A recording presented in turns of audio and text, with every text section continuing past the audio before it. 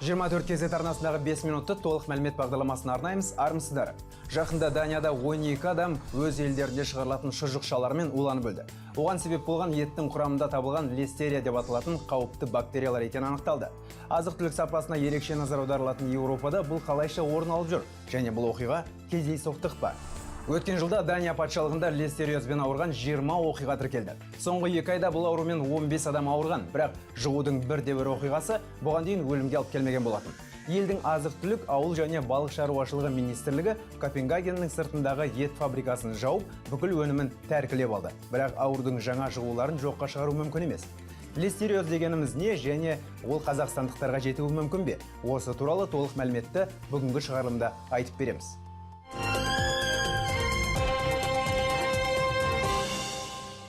Жаппай улануға себеп болған листериоздың жұғудағы инкубациялық кезеңі 2 айға дейін созылуы мүмкін. Яғни, қазан айының соңына дейін жұғудың жаңа ошақтары пайда болуы әбден мүмкін.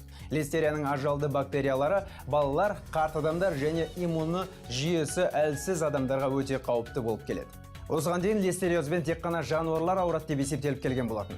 Бірақ соңғы бірнеше жылдың ішінде листерия адамға да қауіпті екені анықталды. Бактерияның таралу орны топырақ болып табылады, ал топырақтан сол жерде өсіп жатқан өсімдікке беріледі. Әрі қарай ас тізбегі бойынша кетеді. Ауыл шаруашылығындағы жануарларға бұл бактерия жемдер арқылы тарайды, ал енді адамның ағзасына листериялар өздері жеп жүрген еттен түседі. Листериялар сыртқы ортада кеңінен таралған. Олар топырақта, суда, өсімдіктерде кездеседі.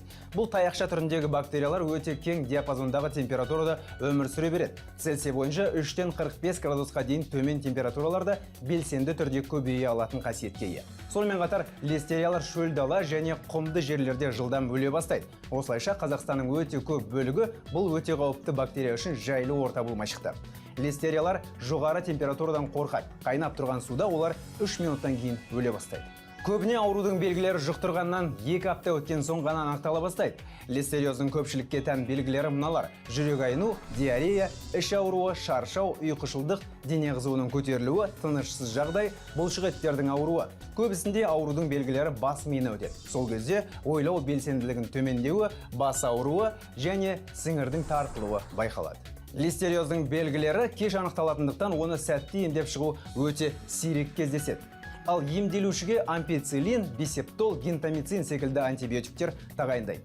Егер науқаста бас миының абсцесі анықталса, оған ұзақ емдеу курсын, сонымен қатар химиотерапия тағайындайды. Қазақстан ет өнімдерін Даниядан сатып алмайды. Ал осы патшалықпен көршілес жатқан елдер болған қайғылы оқиғаға қатты алаңдаулы. Норвегия үкіметі ел тұрғындарына азық-түлікте даниялық ет пайдаланбау жағын ескертуде. Норвегия Еуропаның ең қымбат елі. Сондықтан шекарамен шектес аудандардың тұрғындары азық-түлік сатып алуға Финляндия, Швеция немесе Данияға барып тұрады. Даниядағы төтенше жағдай Еуропаны шулатты. Алайда бұл ескі әлемдегі болып отырған уланудың алғашқы жағдайы емес. 3 жыл бұрын солтүстік Германияда 4 мыңға жуық адам ауруханаға жеткізіліп, оның 50-шін құтқару мүмкін болмады. Ел билігінің басындағылар ауру ошағын жедел түрде оқшаулап, қауіпті төндіріп тұрған Escherichia coli бактериясы екенін анықтады. Жұғу неден басталғанын анықтау үшін бірнеше ай кетті. Кейін белгілі болғандай, ол Брюссель қырыққабатын шығару мақсатында Мысырдан алып келінген бедебас бұршақ тұқымдас өсімдігінің дәні болып шықты. Тамақтан уланумен байланысты ең жаман оқиға 1971 жылы орын алды. ақш және Мексика Иракқа сарғыш қызыл түске арнайы боялған астық жеткізіп тұрды. Қапшықтардың барлығында өте қауіпті деген халықаралық белгі тұрды. Алайда барлық қолданылған шараларға қарамастан осы астықтан нан пісіре бастайды. Ал арпаны жануарларға береді. Бүкіл ел бойынша аспен улану таралып кетті. Адамдардың бұлшық еттері сал болып, аяқ қолдары істемей, көздері көрмей қалды. Ресми дерек бойынша кемінде 650 адам қаза тапқан. Бірақ шынайы сандар одан 10 есе көп болуы мүмкін дейді.